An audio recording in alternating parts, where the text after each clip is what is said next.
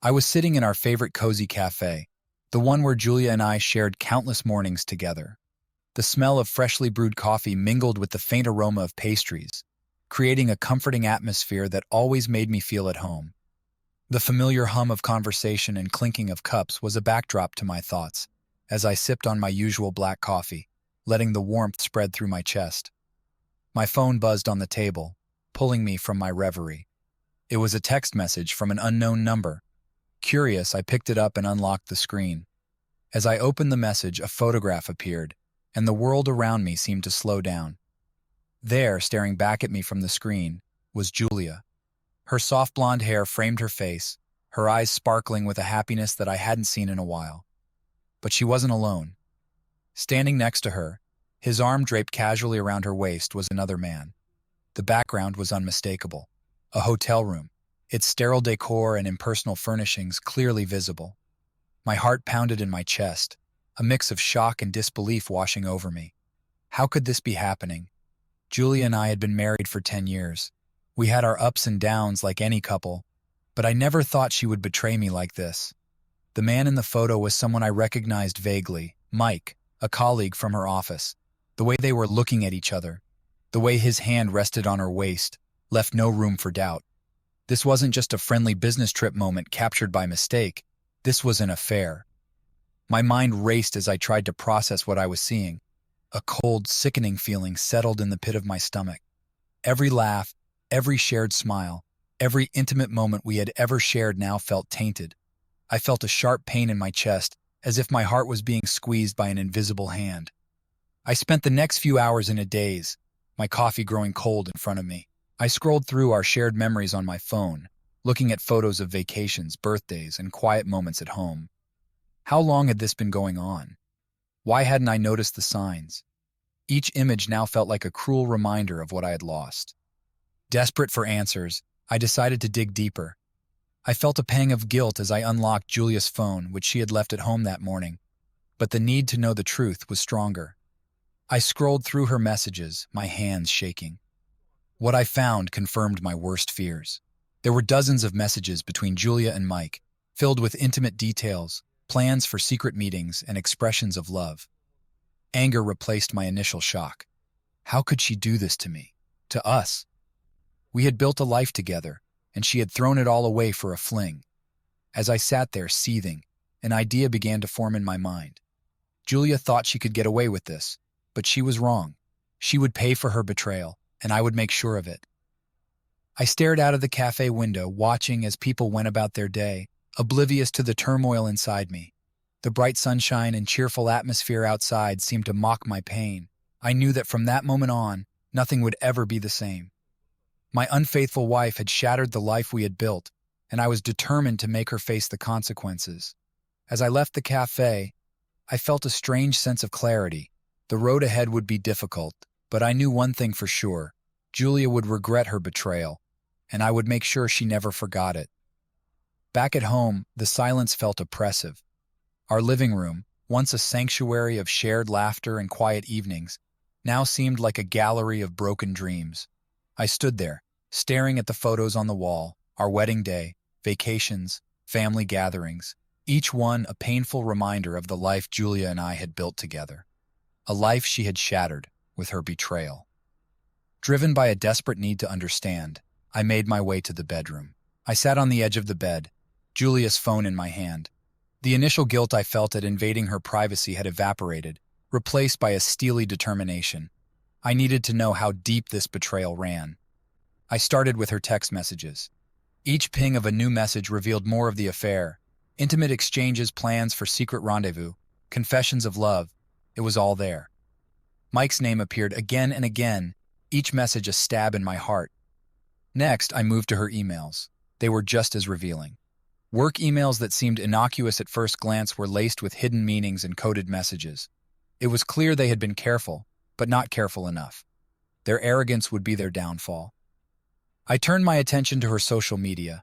Scrolling through her posts and messages, I found more evidence.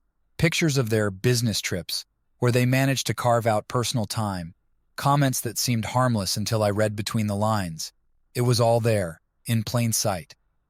My anger grew with each new piece of evidence. How could she lie so effortlessly? How could she look me in the eyes every day and pretend everything was fine? My mind raced as I pieced together the timeline of their affair. It had been going on for months, maybe even longer. The realization was a punch to the gut. Determined to gather as much proof as possible, I decided to dig deeper. I installed software on our home computer that could recover deleted messages and files. It took hours, but it was worth it. The recovered messages painted an even clearer picture of their relationship, the lies they had told, the lengths they had gone to keep their affair a secret. It was during this time that I received another message from the unknown number that had sent the initial photo. It was a video this time. With a heavy heart, I opened it. It showed Julia and Mike in a hotel room, their laughter and intimate moments recorded in excruciating detail. The video ended with them making plans for their next trip. The final piece of the puzzle fell into place. There was no denying the affair now. I had all the proof I needed. My initial shock and sadness had hardened into a cold, calculated resolve. Julia thought she could get away with this, but she was wrong. She would pay for her betrayal, and I would make sure of it. The next step was to prepare for the confrontation. I contacted a private investigator, a man named Frank with a reputation for discretion and thoroughness. I needed someone to follow Julia and Mike during their next trip, to gather more concrete evidence that I could use in court. Frank was efficient. Within days, he had gathered a wealth of evidence, photographs, videos, and even recorded conversations. Julia and Mike were careless, thinking they were untouchable. They had no idea what was coming. With all the evidence in hand, I contacted a divorce lawyer. I wanted to be prepared when the time came to confront Julia. I spent days drafting the perfect speech, imagining how she would react when I revealed everything I knew. The day finally came. I asked Julia to meet me at home, saying we needed to talk. As she walked in, I could see the confusion on her face. I wasted no time and showed her the photographs, the messages, and the videos. She was stunned, her eyes wide with shock and fear. "Why, Julia? Why did you do this?" I demanded, my voice shaking with anger. She stammered, trying to find the right words, but there were no excuses that could make this better. The betrayal was too deep, too raw. "I want a divorce," I said, cutting her off. "My lawyer is already working on the paperwork." Julia burst into tears, but it was too late. The damage was done, and there was no going back. I walked out of the room, leaving her to her tears and the wreckage of our marriage. As I stepped outside, I felt a strange sense of relief. The road ahead would be difficult, but I knew one thing for sure. My unfaithful wife would pay for her betrayal, and I would make sure she never forgot it. I had spent the past few days meticulously planning every detail of the confrontation. There was no room for error. Julia needed to see the full extent of her betrayal and understand that there was no turning back. The house was quiet when she walked through the door that evening, a sense of anticipation hanging in the air. "Hey, Jack," she greeted me with a smile, but her expression quickly changed when she saw the serious look on my face. "What's wrong?" "We need to talk," I said, my voice steady but cold. "Sit down." She hesitated, sensing the gravity of the situation, but eventually sat on the edge of the couch. I took a deep breath, trying to control the rage boiling inside me. This was it, the moment of truth. I reached for the folder on the coffee table, filled with all the evidence I had gathered. "I know about you and Mike," I began, laying the folder in front of her. "Everything." Her face turned pale, her eyes wide with shock and fear. "Jack, I can explain." "Explain what?" I interrupted, my voice rising. "Explain how you betrayed me. How do you throw away 10 years of marriage for a fling?" Tears welled up in her eyes, and she shook her head, unable to find the words. I opened the folder and started laying out the photographs, messages, and videos on the table. "Look at this," I demanded, pointing to the images. "Look at what you've done." Julia's tears began to flow freely as she looked at the evidence. "I'm sorry, Jack. I never meant for this to happen. It was a mistake." "A mistake?" I echoed, my voice dripping with sarcasm. "A mistake that lasted for months? That you planned and hid from me? No, Julia, this was no mistake. This was a choice." She buried her face in her hands, sobbing uncontrollably. For a moment, I almost felt sorry for her, but the anger and hurt were too strong. She needed to understand the consequences of her actions. "I want a divorce," I said, my voice firm. "My lawyer is already working on the paperwork. You'll get your share, but I want you out of this house. Julia looked up at me, her eyes red and swollen. Please, Jack, we can work through this. We can go to counseling, anything. Just don't leave me. It's too late for that, I replied, shaking my head. You made your choice, and now you have to live with it. The next few days were a blur of legal meetings and packing up Julia's belongings. She tried to reach out to me several times, pleading for forgiveness, but I ignored her calls and messages. The trust between us was shattered, and there was no way to repair it. As I watched her leave the house for the last time, a mixture of sadness and relief washed over me. The life we had built together was over, but at least I could begin to heal and move forward. Julia's betrayal had been a painful lesson, but I was determined not to let it define me. With the divorce proceedings underway, I began to focus on my own future. I reached out to friends I had lost touch with, started going to the gym, and even took up new hobbies. Slowly but surely, I was reclaiming my life. One evening, as I was sitting in the now empty house, I received a message from the private investigator. He had sent me the final report on Julia and Mike's affair, complete with all the evidence I needed for the divorce case. I glanced through it, feeling a sense of closure. Julia had paid the price for her infidelity, and though the road ahead was still uncertain, I knew I was ready to face it. My life had been turned upside down, but I was determined to rise above the betrayal and build something new. After confronting Julia, I knew I needed solid evidence to ensure the divorce proceedings went in my favor. It wasn't enough to confront her with what I had. I needed irrefutable proof that would stand up in court. That's when I decided to hire Frank, a private investigator with a sterling reputation for discretion and thoroughness. I met Frank in a quiet corner of a downtown cafe. He was a tall, unassuming man in his late 50s, with sharp eyes that seemed to miss nothing. His calm demeanor was reassuring. I handed him a folder containing all the evidence I had gathered so far. I need more, I said. I need concrete evidence that will hold up in court. Frank nodded, flipping through the photographs and printed messages. I understand. I'll need to follow her and Mike on their next business trip. We'll get everything we need. Days later, Julia informed me she was heading to a conference in Chicago with Mike. She didn't know that I already knew. I gave Frank the details, and he assured me he would handle everything. The wait was agonizing. I kept myself busy, but the anxiety was always there, gnawing at the edges of my mind. One afternoon, while Julia was away, Frank called me. We have everything, he said. Photos, videos, recorded conversations. You'll have your proof. We met again at the same cafe. Frank handed me a new folder, thicker than the one I had given him. My hand shook as I opened it.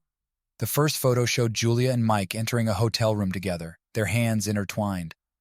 The next few pages were filled with more photos of them together at various locations, restaurants, parks, even a spa. Each image felt like a knife to the heart. Frank had also managed to capture several video clips. I watched, my jaw clenched, as Julia and Mike were filmed having dinner together, laughing and leaning close to each other, their body language unmistakable. There were also recordings of their conversations, where they spoke freely about their feelings for each other and their plans for the future. This is everything you need, Frank said, his voice steady. With this, you'll have a strong case in court. I thanked him, paid his fee, and left the cafe with the folder clutched tightly in my hand. Back at home, I sat down and went through the evidence again, this time with my lawyer, Tom. He was impressed with the thoroughness of Frank's work.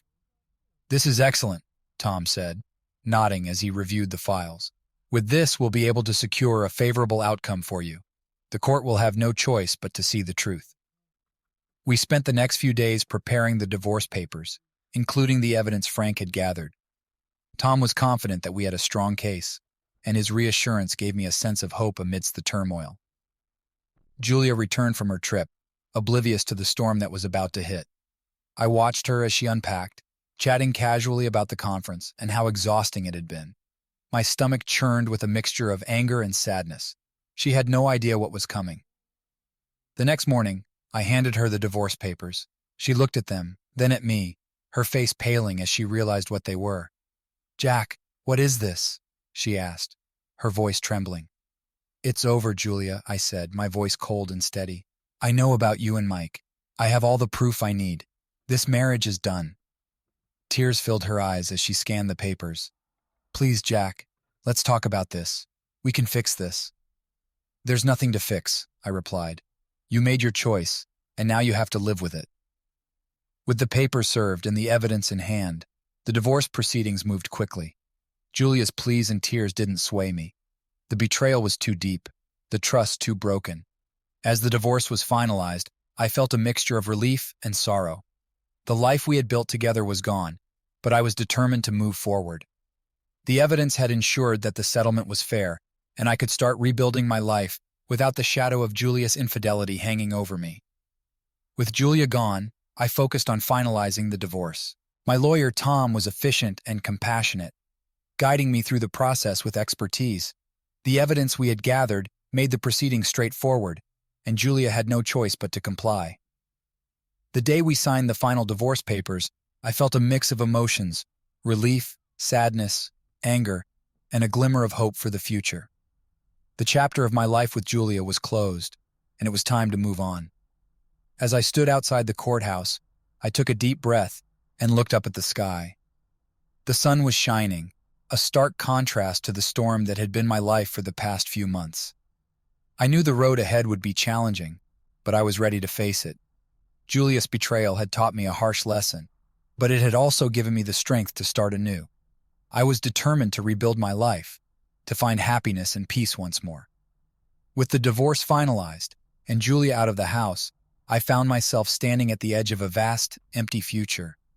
The life we had built together was now just a collection of memories, and I had to figure out how to move forward. The first few days were the hardest. The silence in the house was deafening, and the emptiness felt overwhelming. I decided to make some changes to our home. No, my home now. I started by redecorating the living room. I painted the walls a fresh, vibrant color, removed the old furniture, and bought new pieces that reflected my taste. It was a small but significant step towards reclaiming my space and my life. Each stroke of the paintbrush felt like a step towards healing. I also reached out to old friends, people I had lost touch with over the years. It was a relief to reconnect with them, to share a drink and laugh about old times. They were supportive and understanding, providing a much-needed distraction from the pain of the past few months. One of my friends, David, suggested we start going to the gym together. At first, I was hesitant. It had been years since I'd worked out regularly, but I knew I needed a healthy outlet for my emotions. The gym became my sanctuary. Each session was a release, a way to channel my anger and sadness into something productive. I felt myself growing stronger, not just physically but mentally as well. In addition to reconnecting with friends, I decided to explore new hobbies. I had always been interested in photography, so I signed up for a photography class. It was a welcome escape, a way to see the world through a different lens, literally and figuratively. The beauty I found through my camera helped me appreciate the small, simple pleasures in life again. Work also became a refuge. I threw myself into my projects, taking on new challenges and responsibilities. My colleagues noticed the change, and their support meant the world to me. They respected my need for space, but were always there when I needed a friendly ear or a word of encouragement.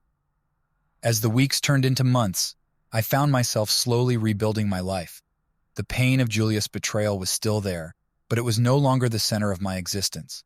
I started to see a future where I could be happy again, a future where I could find love and trust someone new.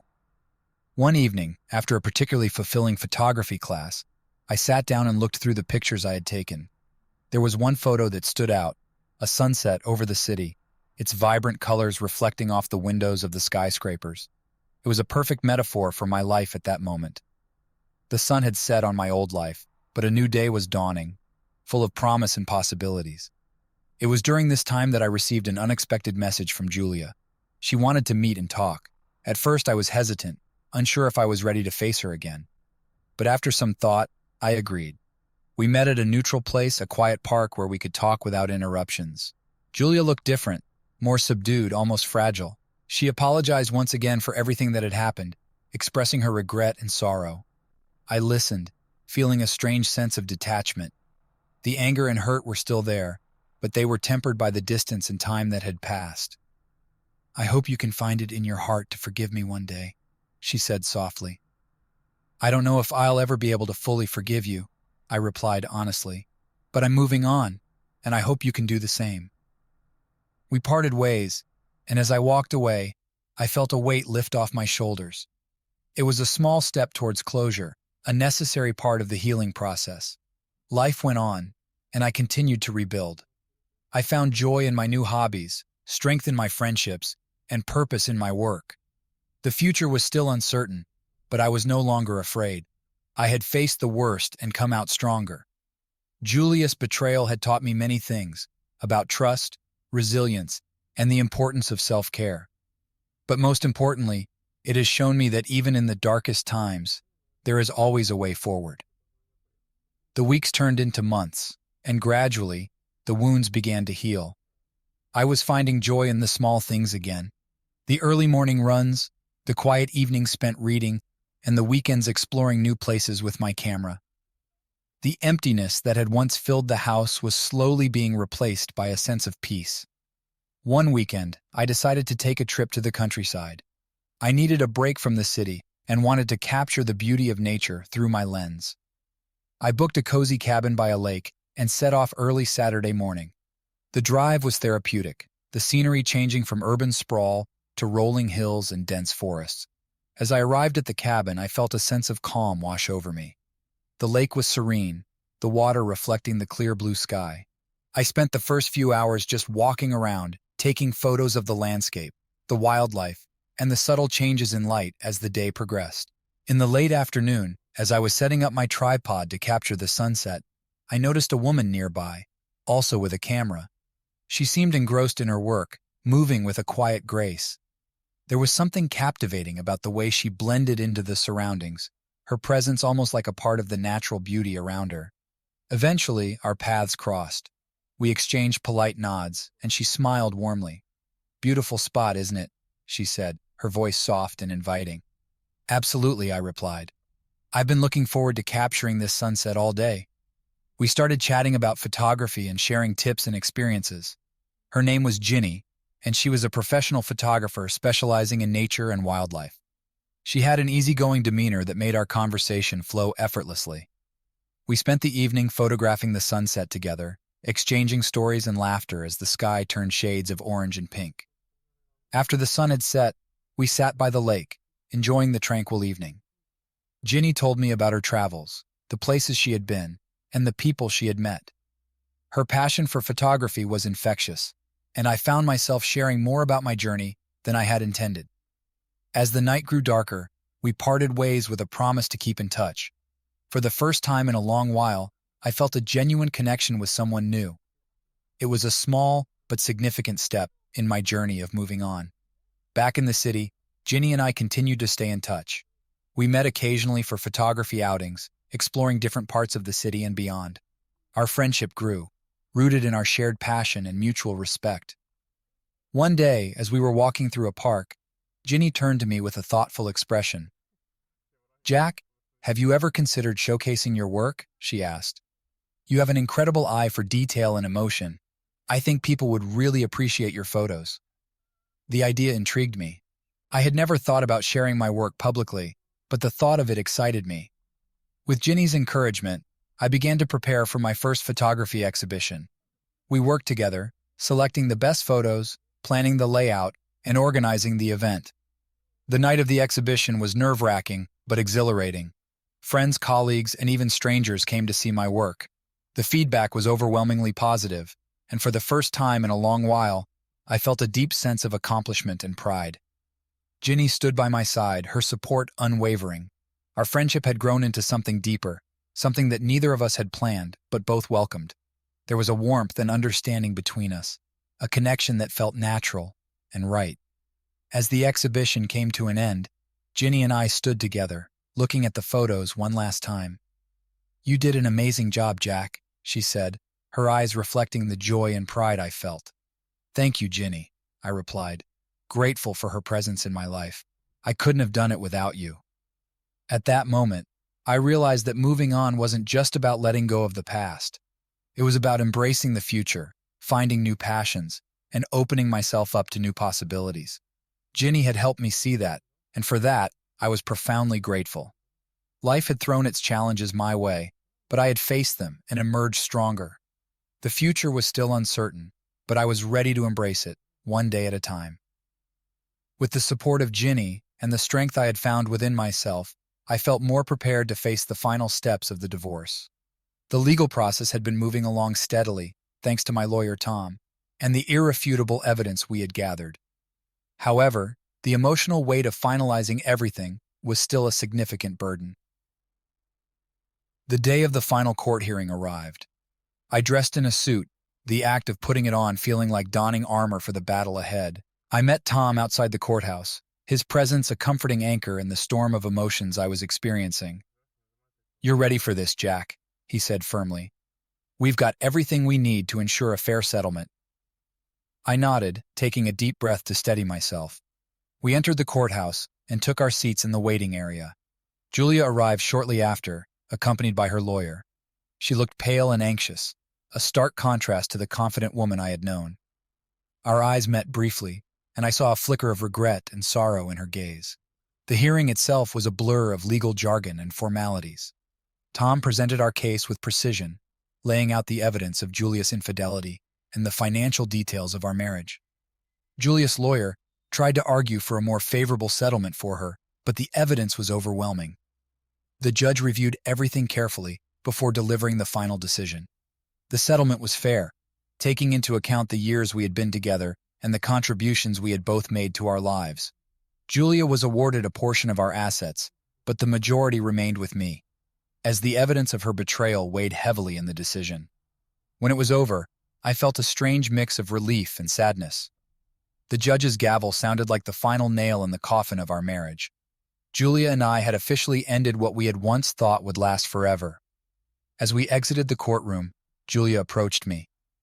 "Jack," she began, her voice trembling, "I just want to say I'm sorry for everything." I looked at her, the woman who had been my partner for so many years, and felt a deep sorrow. "I know," I replied quietly, "but it's time for us both to move on." She nodded, tears welling up in her eyes. "I hope you find happiness, Jack. You deserve it." "You too, Julia," I said, and with that, we parted ways for the final time. Outside the courthouse, the sun was shining brightly, a stark contrast to the emotional weight of the day. Tom shook my hand, congratulating me on the outcome. "You did well, Jack. Now it's time to look forward." I thanked him and walked to my car, feeling a sense of finality. The chapter of my life with Julia was now truly closed, and it was time to embrace the future. That evening, I met Ginny for dinner. She had been a constant source of support throughout the divorce process, and I wanted to share this milestone with her. We sat in a small, cozy restaurant, the warm atmosphere a welcome change from the cold formality of the courthouse. "How did it go?" Ginny asked, her eyes filled with concern. "It's over," I replied, a hint of relief in my voice. "The divorce is finalized. I can finally move on." She reached across the table and took my hand, her touch comforting. "I'm proud of you, Jack. You've come a long way." "Thank you, Ginny," I said, squeezing her hand gently. "I couldn't have done it without you." As we enjoyed our meal, I felt a sense of hope and possibility for the first time in a long while. The future was uncertain, but I was ready to face it, armed with the strength and resilience I had found within myself and the support of those who cared about me. Life had thrown its challenges my way, but I had faced them and emerged stronger. The past was behind me, and a new chapter was beginning, one filled with promise, new experiences, and the potential for happiness. With the divorce behind me, I felt an immense sense of relief.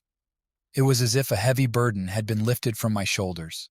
However, the journey of healing and rebuilding my life was far from over. Each day was a new opportunity to redefine myself and discover the person I wanted to become. Ginny and I grew closer, our bond deepening with each passing day. She had been my rock throughout the tumultuous period of my life, and her unwavering support meant the world to me. We spent more time together, exploring the city, going on photography outings, and simply enjoying each other's company. One sunny Saturday, Ginny suggested a trip to the countryside to visit a quaint town known for its picturesque landscapes and charming antique shops. It was a perfect escape from the hustle and bustle of the city. We packed a picnic and set off early in the morning, the drive filled with laughter and easy conversation. The town was everything Ginny had described: cobblestone streets, historic buildings, and vibrant gardens. We wandered through the narrow lanes, stopping to admire the local artisans' work and sampling delicious treats from the street vendors. The simple joy of being in the moment, free from the shadows of the past, was intoxicating. After a leisurely stroll, we found a secluded spot by a gently flowing river and spread out our picnic blanket. As we ate, we talked about our dreams and aspirations. Ginny shared her desire to open her own photography studio, a place where she could teach and inspire others. Her passion was contagious, and I found myself envisioning a future where I could support her in achieving her dreams. "Have you thought about what you want to do next?"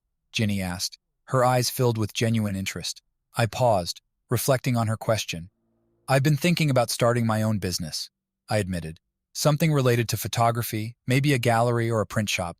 I want to create something that allows me to share my work and connect with others." Ginny's face lit up with excitement.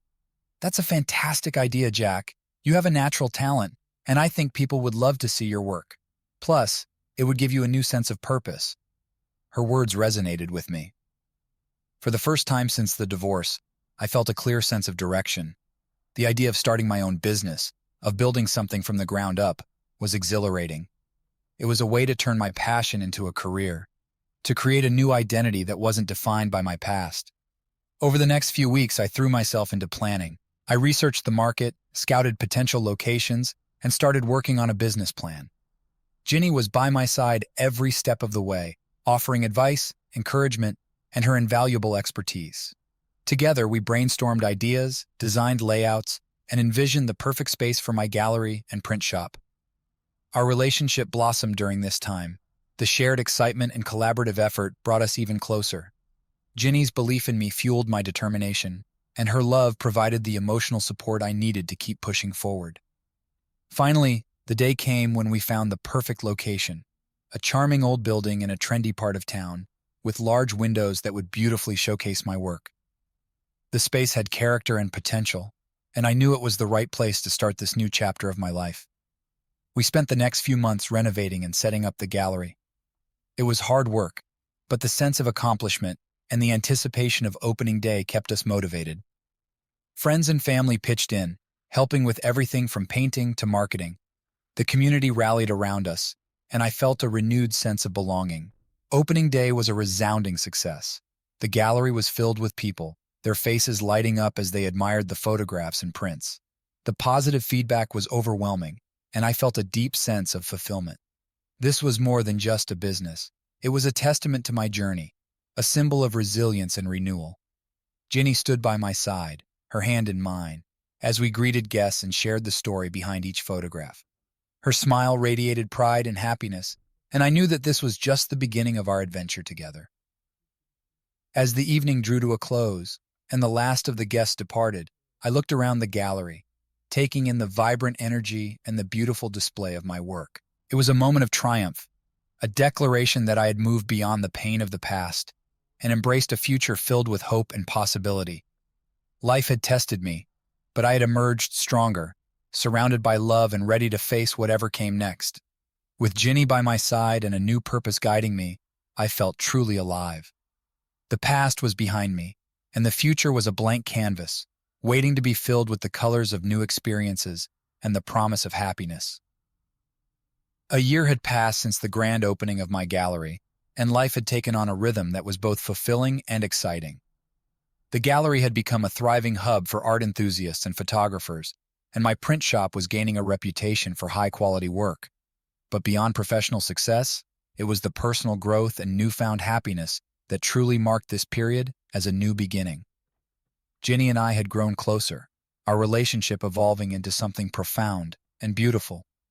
We spent our days working side by side, our nights filled with laughter, shared dreams, and quiet moments of contentment. She had opened her own photography studio nearby, and we often collaborated on projects, blending our talents and passions in ways that enriched both our lives. One crisp autumn evening, after a particularly busy day at the gallery, Ginny and I decided to take a walk by the river. The trees were ablaze with red and gold, the air cool and fresh. It was one of those perfect evenings that made you grateful to be alive. As we walked, hand in hand, we talked about the future. Ginny mentioned an upcoming photography exhibition she was excited about, and I shared my plans for expanding the gallery to include a workshop space where I could teach photography classes. "Jack," Ginny said, stopping to look at me, her eyes reflecting the golden light of the setting sun. "I've been thinking a lot about us, about our journey together and how much we've grown." I squeezed her hand, feeling a rush of emotion. "I have too, Ginny. You've brought so much joy and meaning into my life. I can't imagine my future without you." She smiled, a tear glistening in the corner of her eye. "I feel the same way. I've never been so sure of anything in my life." Taking a deep breath, I reached into my pocket and pulled out a small box. "Ginny," I began, my voice steady despite the pounding of my heart. "You've been my rock, my partner, and my best friend. You've shown me what love truly means, and I want to spend the rest of my life with you." I opened the box to reveal a simple, elegant ring. "Will you marry me?" Tears filled her eyes as she nodded, a radiant smile spreading across her face. "Yes, Jack. Yes, I will." The world seemed to stand still as I slipped the ring onto her finger. We kissed, the promise of a shared future sealing our bond. The river flowed gently beside us, the vibrant colors of autumn surrounding us, creating a perfect frame for this unforgettable moment. Our wedding was a small, intimate affair, held in the garden of our favorite park. Surrounded by close friends and family, we exchanged vows under a canopy of flowers, promising to support and cherish each other through all of life's ups and downs. It was a celebration of love, resilience, and the new life we had built together. In the years that followed, we continued to grow both personally and professionally. The gallery expanded, becoming a beloved cultural landmark, and Ginny's studio flourished, attracting students and photographers from all over. We traveled together, capturing the beauty of the world through our lenses, always finding new inspiration in each other and the places we visited. We built a home filled with love, laughter, and creativity. It was a place where friends and family were always welcome, where every room echoed with the warmth of shared moments and the promise of future adventures. Our lives were rich with the simple joys of everyday living, the kind that made every day a treasure. Reflecting on my journey, I realized how far I had come from the pain and betrayal of the past. Life had tested me, but it had also given me the strength to rebuild and the opportunity to find true happiness. Ginny was a gift, a testament to the power of love and resilience. Together, we had created a life that was vibrant, meaningful, and full of promise. As I stood in our backyard one evening, watching the sun set over the horizon, Ginny by my side, I felt a profound sense of gratitude. The future was a blank canvas, and together we were painting a masterpiece, one filled with love, hope, and endless possibilities. Life had come full circle, and I was ready for whatever came next, knowing that with Ginny, I could face anything. This was our new beginning, a story of healing, growth, and the unbreakable bond of true love.